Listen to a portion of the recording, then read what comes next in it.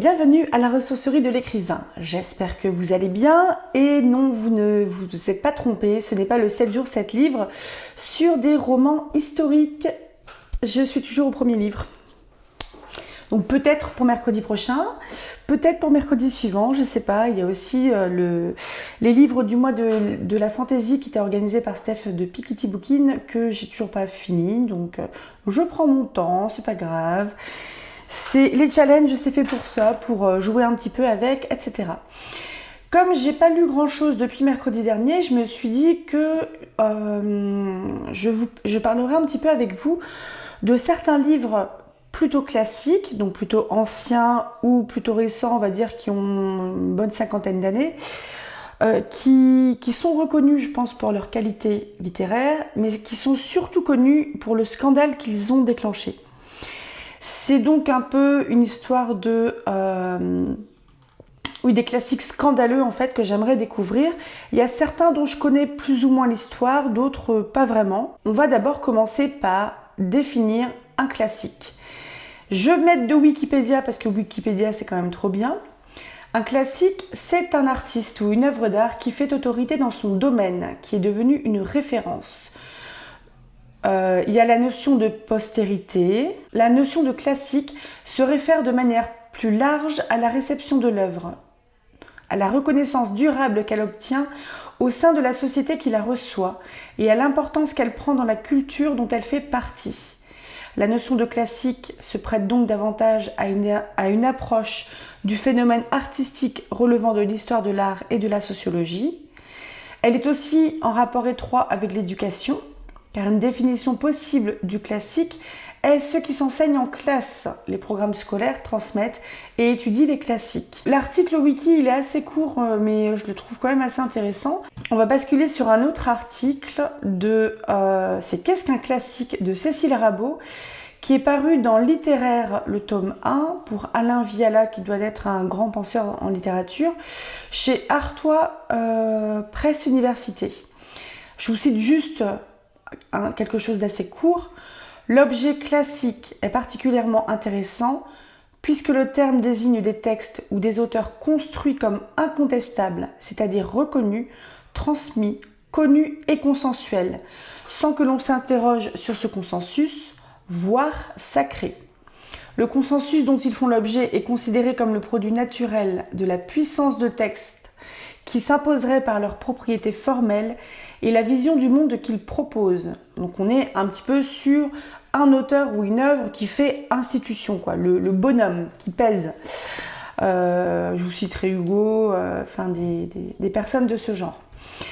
Et dans les classiques, en fait, des textes qui sont arrivés jusqu'à nous, il y a le fait qu'il y a eu un succès.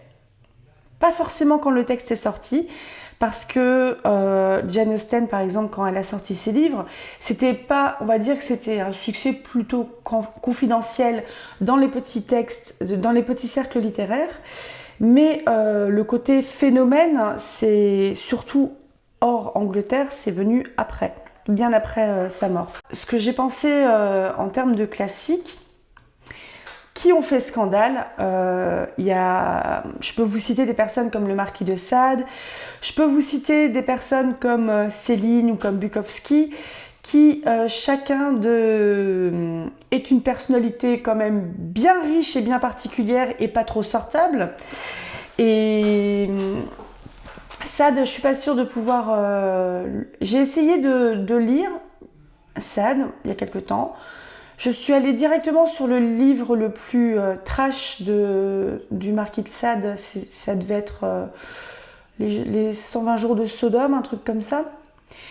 Où en gros on est sur quelqu'un qui est quand même très décadent, qui, même pour l'époque, même pour la nôtre, qui a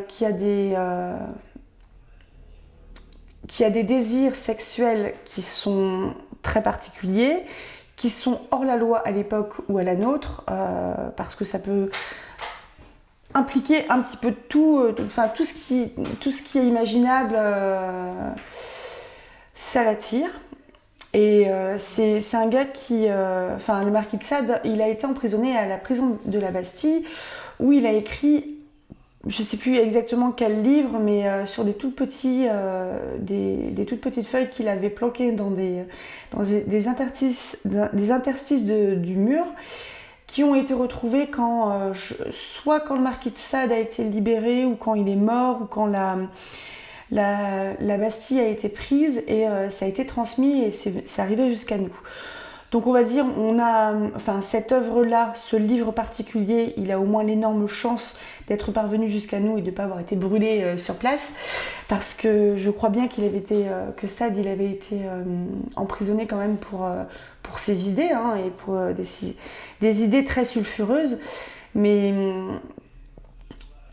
par exemple, il y a d'autres personnes que je lirais plus facilement, qui sont pourtant différemment l'un de l'autre, pas franchement sortables, vous les invitez pas à bouffer, quoi.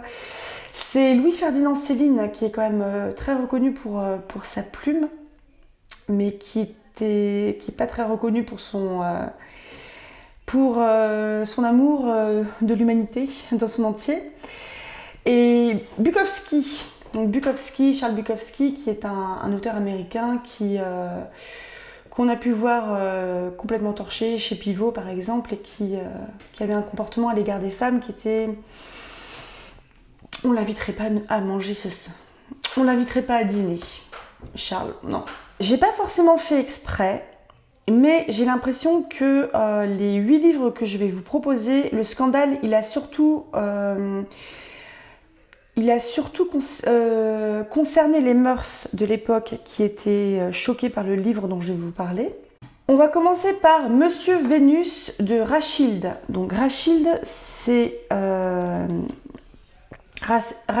une autrice qui a voulu devenir homme de lettres, qui a été reconnue son talent a été reconnu par Victor Hugo lui-même.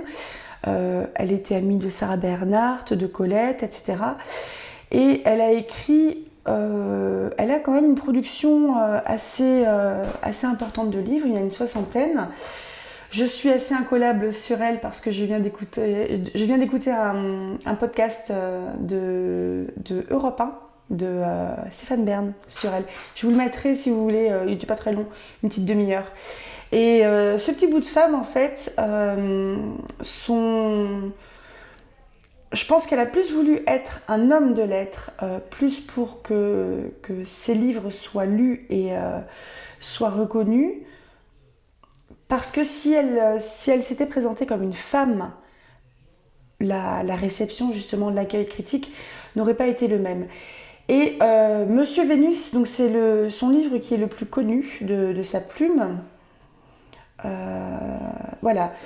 En 1984, âgée de 24 ans, elle publie avec Francis Thalmann un roman érotique, Monsieur Vénus. Ce que j'ai entendu dans le podcast, c'est que le Francis Thalmann n'existe pas du tout. C'est un pseudo qu'elle s'est donné pour peut-être se donner plus de légitimité à cette époque-là. L'ouvrage fait scandale et ses auteurs sont condamnés. En 1989, elle en propose, sous son seul nom cette fois, une version révisée et définitive, quelque temps après lui avoir offert un pendant réaliste, Madame Adonis. Les 2 romans ont de quoi surprendre. Ils remettent en question les identités de genre, inversent les rôles traditionnellement attachés aux hommes et aux femmes, subvertissent la nature de leurs relations. Monsieur Vénus, met en scène une relation passionnelle entre une aristocrate au comportement masculin et un jeune homme qu'elle réduit au rôle de maîtresse. Dans Madame Adonis, une femme se lie avec un couple et tombe amoureux à la fois du mari et de l'épouse. Par les représentations de femmes fortes laissant libre cours à leurs fantasmes, ces 2 romans vaudront à Rachilde une réputation scandaleuse qui marquera durablement une carrière unique en littérature.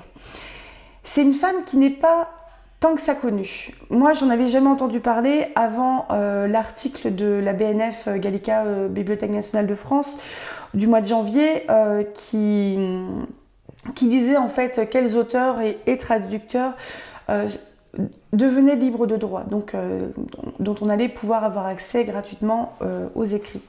Et Rachilde en faisait partie.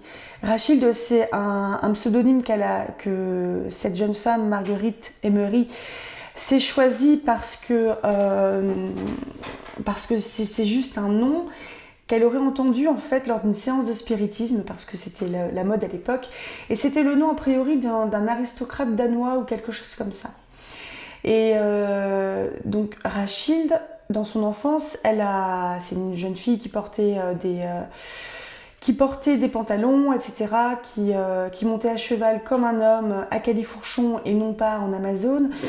Et parce que elle a été éduquée de cette manière aussi, et elle a eu une vie qui n'était pas trop ce qu'on attendait non plus, ce que la société de l'époque attendait d'une femme, mais c'est ce qu'elle attendait aussi. Elle fait partie du mouvement des décadents. Elle était amie avec Verlaine. Je vous en dirai pas plus, là je vous ai balancé plein d'informations sur elle comme ça, mais c'est vrai que Monsieur Vénus, c'est quelque chose qui m'intéressait. Et je pense que le scandale y vient parce que justement il y a une espèce d'inversion des rôles entre le rôle de la maîtresse qui est dévolu à un jeune homme et le rôle de l'amant qui est dévolu à la femme aristocrate. Donc ça c'était Monsieur Vénus de Rachilde. Ensuite il y a... Vous allez me dire, c'est le printemps, ça y est. Ouais, j'arrête de dire des conneries. Le diable au corps de Raymond Radiguet. Donc Raymond Radiguet, c'est un auteur qui a publié uniquement 2 livres parce que tout simplement, il me semble qu'il s'est noyé ou peut-être suicidé à l'âge de 20 ans, donc très très tôt. C'est l'histoire d'amour entre un jeune garçon et une femme pendant que le mari de la femme se bat sur le front pendant la Première Guerre mondiale. Quand on dit jeune garçon, on est vraiment chez quelqu'un qui a une quinzaine d'années.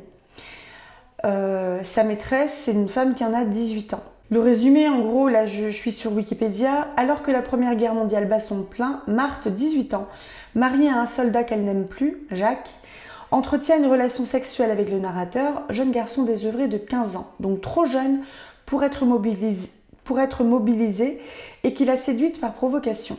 Il s'ensuit une idylle entre les 2 personnages, perturbés par l'entourage et le comportement lunatique et possessif de l'adolescent, beaucoup trop jeune pour entrer dans la logique d'une liaison suivie. On parle de roman psychologique pour ce livre-là. Et du coup, Raymond Radiguet, il a écrit Le diable au corps, mais aussi Le bal du comte d'Orgel. Et c'était un ami de Jean Cocteau. Donc, il n'est pas mort noyé, mais en fait, il a attrapé la fièvre typhoïde qui a été mal diagnostiquée. Donc, il est mort de maladie après une baignade, ce qui n'est pas très funny. Et c'est aussi un roman qui fait scandale par rapport à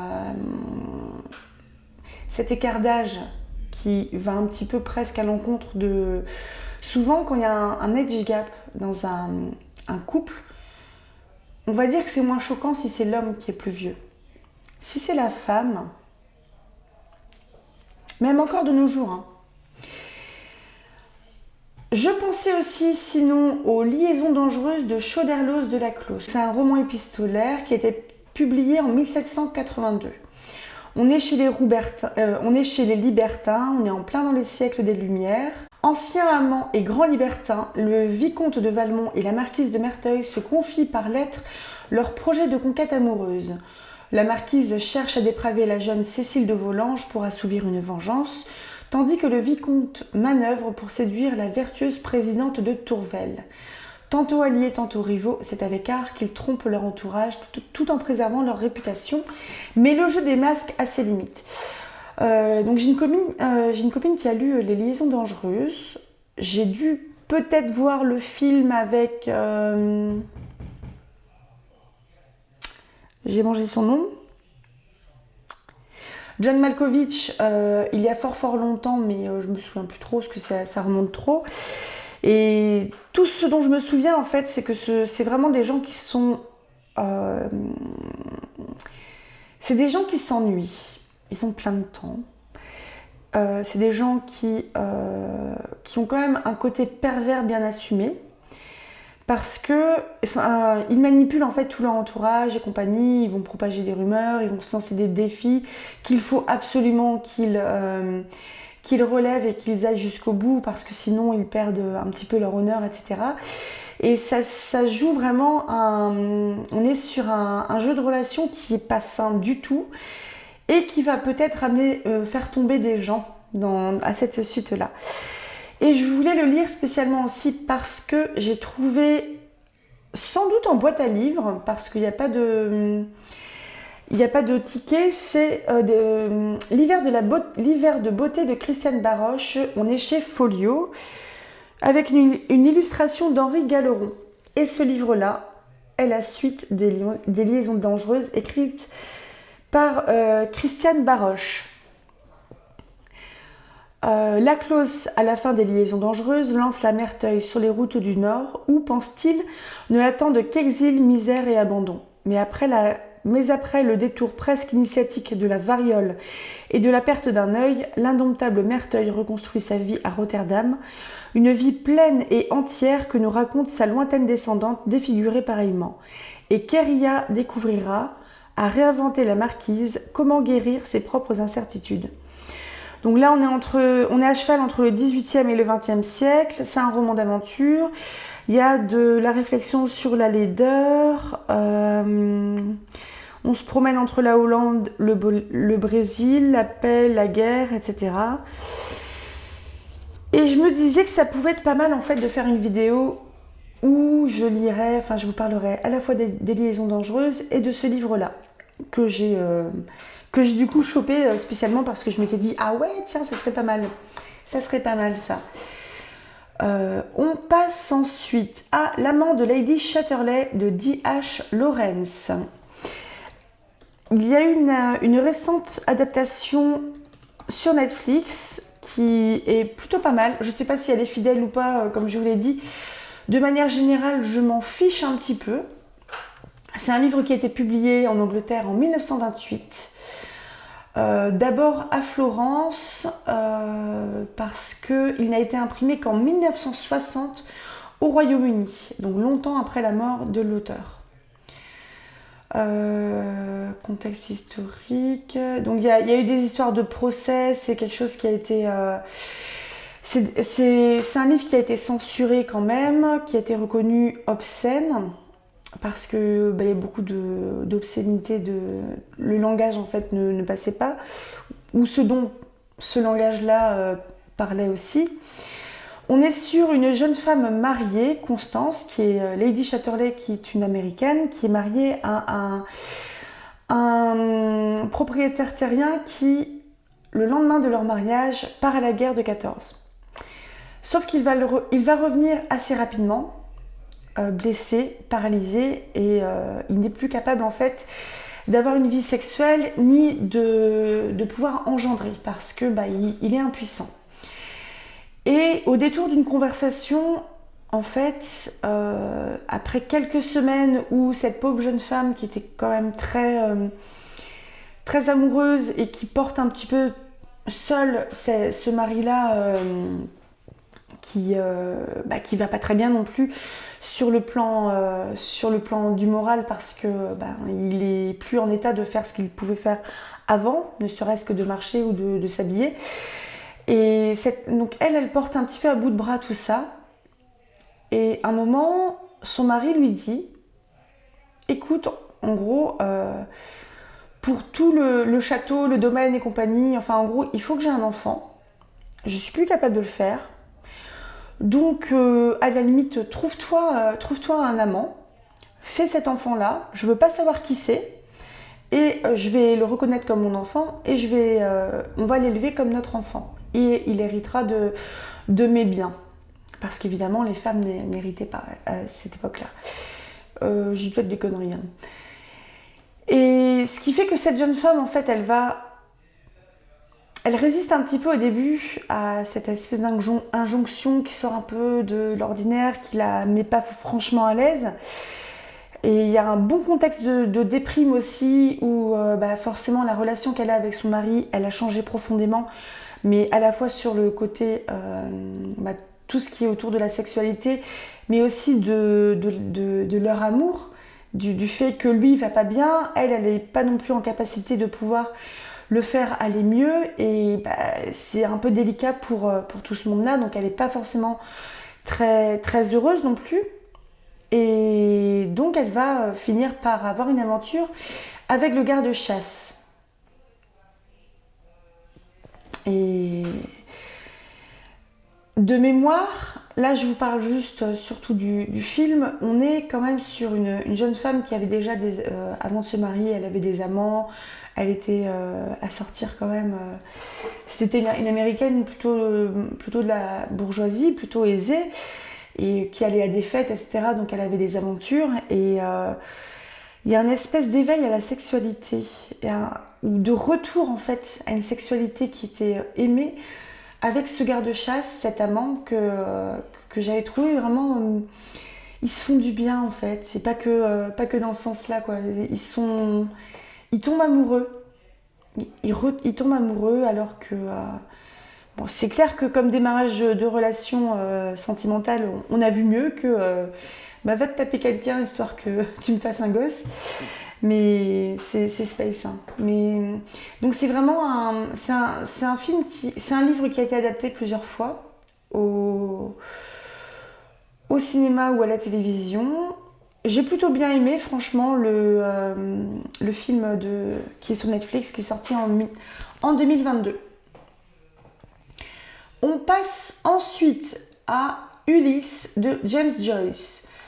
Pourquoi Ulysse de James Joyce? Alors celui-là, je ne le lirai jamais sur la chaîne en livre audio le week-end parce qu'il est beaucoup trop long. Mais James Joyce, je crois que j'ai jamais rien lu de lui, et pourtant ça me dit quelque chose. Ça me dit quelque chose. On raconte donc les pérégrinations de Léopold Bloom, qui serait Ulysse, et de Stéphane Dédalus, qui serait Télémaque, à travers la ville de Dublin lors d'une journée ordinaire. L'action commence le 16 juin 1904 à 8h pour se terminer dans la nuit aux alentours de 3h. Dans la banalité du quotidien de ces deux hommes, Joyce explore le monologue intérieur, où les sujets vont de la mort à la vie, en passant par le sexe, l'art, la religion ou encore la situation de l'Irlande. S'affranchissant des normes littéraires, le roman se distingue entre autres par l'utilisation de la technique du courant de conscience, qui consiste à décrire le point de vue des personnages en donnant le strict équivalent de leur processus de pensée. On est donc sur une espèce de réécriture de l'Odyssée, mais dans un contexte qui était contemporain à James Joyce. Là où vient le scandale de ce livre-là, c'est que du coup, c'est que c'est au niveau des sujets qui vont être abordés, donc autour de la sexualité notamment. Je vous dis, hein, les 8 bouquins, c'est quasiment tous des bouquins qui parlent de cul. Ça n'existerait pas, on ne serait pas là. Hein. Je voulais parler aussi de Lolita de Vladimir Nabokov. Donc Lolita, je crois bien que je l'ai. C'est fort possible que je l'ai en 2 exemplaires et que je ne l'ai toujours pas lu. Par contre, j'ai vu un ou deux films qui ont été adaptés de Lolita avec Jeremy Irons, il me semble. Donc Lolita, on suit l'histoire de Humbert Humbert, qui est un pédophile, qui tombe amoureux en fait d'une jeune fille qui a peut-être 12 ans, un truc comme ça. Et pour se rapprocher d'elle, en fait, il va épouser sa mère, la mère de Lolita. Et c'est hyper glauque. Et au niveau de la réception en fait par le public, il y a une majorité des gens, j'ai de mémoire, qui n'a pas compris ce livre-là, parce que ce que souhaitait faire Nabokov, ce qu'il a dit dans une interview que j'ai vue sur le site de l'INA, c'est qu'il voulait dénoncer le comportement de Humbert Humbert, qui est quelqu'un de vil et qui est quelqu'un de dégueulasse, quoi. Et sauf que des gens ont lu ça comme une espèce de glorification de ce comportement-là. Alors que lui, Humbert Humbert, c'est vraiment quelqu'un de malade, je cite Nabokov, qu'il faudrait qu'il aille se faire soigner. Donc on est vraiment sur des thématiques qui sont ultra glissantes là aussi. Et Lolita nous a apporté par exemple, pour voir le poids que l'œuvre a eu dans la culture de manière générale, c'est que le terme de nymphette, ça vient de là. Donc les petites jeunes filles, ou même Lolita tout simplement, on parle bien de Lolita en parlant de jeunes filles qui sont sexualisées entre guillemets. Et celui-là, j'aimerais bien le lire aussi, ma foi. Ensuite, allez, on va rester dans les histoires de fesses et on va parler de L'Amant de Marguerite Duras. Je suis quasiment sûre de l'avoir lu quand j'étais, il y a une vingtaine d'années, je pense. Donc L'Amant de Marguerite Duras, on est sur une histoire d'amour entre une jeune femme, une adolescente de 16 ans et un Indo-chinois, je pense, parce que ça doit être à l'époque de l'Indochine française. Qui doit avoir une petite quarantaine d'années. C'est un livre qui a été adapté par Jean-Jacques Hano en 91-92 que j'ai vu d'ailleurs. Ça se passe dans les années 30 et là où c'est scandaleux en fait, c'est déjà qu'il y a cet écart d'âge, cette notion de pédophilie aussi avec une jeune fille qui est sexualisée. Et surtout, il y a de grandes chances qu'il y ait une grande part autobiographique de la part de Marguerite Duras qui nous raconterait en fait, mais sous forme de roman, une histoire d'amour qu'elle a vécue lorsqu'elle a vécu en Indochine. Parce que Marguerite Duras y a vécu, elle a écrit aussi notamment Un barrage contre le Pacifique, que j'ai toujours pas lu non plus, mais il me semble qu'il y avait un film avec Catherine Deneuve. Et bref, L'Amant, j'ai le souvenir surtout que Marguerite Duras, elle écrit extrêmement bien. Donc j'aimerais bien y retourner un petit peu. Et dernier livre, je ne suis pas sûre qu'il y ait de la fesse, mais peut-être bien. Là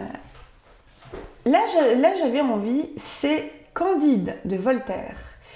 Candide ou l'optimisme. On est sur un conte philosophique que Voltaire a fait publier à Genève parce que je pense que ça passait pas en France. Ça a été vendu beaucoup à l'époque, 6000 exemplaires. Il y a beaucoup d'ironie, etc. Et c'est un récit de formation, d'un voyage qui transformera son héros éponyme en philosophe. Un Télémaque d'un genre nouveau, Télémaque étant le fils d'Ulysse. Et là où il y a eu le scandale en fait, c'est que donc Candide, c'est l'œuvre la plus lue de Voltaire, c'est considéré comme l'un des chefs-d'œuvre de la littérature occidentale. Donc là où un livre classique, il y avait la notion de postérité, etc. et le fait que ça peut être enseigné, la notion de chef-d'œuvre, c'est vraiment apporter une appréciation positive sur l'œuvre. Donc c'est, pour moi c'est un classique. Ça parle, ah oui, il y a une dénonciation de l'esclavage, alors qu'on devait être en pleine période d'esclavage encore. Ça va parler ça critique les classes sociales, les nobles, les religieux. Ça va parler du travail, de la guerre, etc. Donc en gros, je pense que politiquement, c'était un peu le poil à gratter de l'époque, ce qui fait que ça a vraiment fait scandale quand ça a apparu. Et il me semble qu'il y avait une espèce de querelle aussi à l'époque entre les anciens et les nouveaux. S'il y a des littéraires qui passent dans le coin, n'hésitez pas à me le dire, parce que je l'ai lu rapidement, mais j'ai pas retenu parce que ça me disait rien. Mais bref, le Candide de Voltaire, c'est aussi une œuvre qui a fait scandale en son temps. Je pense que maintenant, pas du tout. Comme de nos jours, par exemple, je pense qu'un livre comme L'Amant de Lady Chatterley, où c'est juste une histoire d'amour extra-conjugale, si c'est un livre qui sortait de nos jours, 20 ans après, on n'est quand même plus sur le même niveau de scandale. Les autres, par contre, je sais pas. Parce qu'on est quand même sur des choses assez glissantes. Les notions de scandale, ça m'intéresse aussi, parce que vous voyez, il y a des livres qui ont un grand succès et qui vont faire scandale aussi, ou parce que soit c'est le sujet du livre, soit c'est l'auteur qui peut avoir des propos maladroits ou des propos même affirmés qui ne vont pas à l'encontre de l'opinion de tout le monde, ce qui fait qu'ils peuvent se faire cancel, etc. Mais je pense par exemple à J.K. Rowling avec ses propos qui sont anti-trans, transphobes, alors qu'elle a écrit un livre qui est tellement bien, enfin une série de livres, je pense au Harry Potter évidemment, mais parce que j'ai pas lu ces bouquins ces policiers, mais il y a d'autres livres comme Un palais d'épines de rose qui fait quand même scandale, ou la dark romance qui fait scandale également parce que là c'est vraiment les sujets qui sont abordés ou la manière dont ils sont abordés qui font que ça choque le public. Je pense que c'est fait aussi pour choquer. Et je pense que c'est le choc, enfin le fait de choquer le public, ça fait vendre, surtout ça fait parler. Si ça fait parler, c'est de la publicité gratuite. Donc c'est évidemment c'est du pain béni pour les maisons d'édition, etc. Mais je ne remets pas en cause le système, hein. C'est comme ça, c'est comme ça. Qu'est-ce que vous voulez faire à part vous dire, évitez peut-être de lire Captif parce que c'est quand même pas très bien écrit, ou Un palais d'épines et de roses, c'est pas si foufou que ça. Il y a des œuvres de nos jours qui font scandale par le sujet qu'elles traitent, par la manière dont elles le traitent, ou par la personnalité aussi tout simplement de l'auteur ou de l'autrice, ou sa personnalité, ou ses positions politiques, ou autre chose. Ou maintenant, sur une ère où on est en fait sur les réseaux sociaux, au final, il faut vraiment faire gaffe à ce qu'on dit. Et je suis pas sûre de le faire spécialement, moi, bon, je m'en fous. Mais bref, tous ces livres-là m'intéressent. Il est possible que je puisse en lire en livre audio pour le week-end. Je pensais notamment à Monsieur Vénus de Rachilde ou Le Diable au corps. Pourquoi pas l'amant de Lady Chatterley si la traduction est libre de droit. Je suis pas sûre. Mais voilà, donc n'hésitez pas à me dire s'il y a des livres parmi ceux-là ou des auteurs comme par exemple Céline, Bukowski, je parlais de Sade aussi, qui vous intéressent, ou justement non, c'est juste pas possible, vous n'allez pas les lire. Parce que j'aime bien expérimenter aussi. Mais Sade, je vous ai dit, j'ai déjà essayé, ça donne la nausée. Hein. Enfin, à mon niveau, sans vouloir juger les... Enfin bref. Mais... oui, on est quand même sur des thématiques qui sont un petit peu glissantes. Il faut faire gaffe, je pense, la manière dont on aborde et dont ça peut être reçu. Parce que, au final, une fois que le livre il est publié, il n'appartient plus à l'auteur. Parce qu'il est diffusé, il va être lu, et Trucmuche ne va pas le lire de la même manière que Bidule. Et peut-être qu'ils ne vont pas du tout comprendre ce que l'auteur voulait dire. Et ça, on le voit par exemple avec le scandale que Lolita a déclenché lors de sa parution, et Nabokov qui est presque obligé, entre guillemets, de s'inviter sur des plateaux télé pour dire non, moi, j'ai surtout voulu bien dénoncer la personnalité et le comportement de Humbert qui est très problématique, très inquiétant, et qu'il faut qu'il aille se faire soigner, quoi. Mais dis donc, c'est pas très léger comme sujet, ma foi. J'aurais peut-être dû accélérer un peu là pour les romans où je vais vous faire voyager un petit peu partout dans les colonies. Je vous souhaite un très bon mercredi. N'hésitez pas à me dire ce que vous lisez ces temps-ci. À tout bientôt pour une nouvelle aventure. Lisez tout plein et rêvez tout grand. Salut!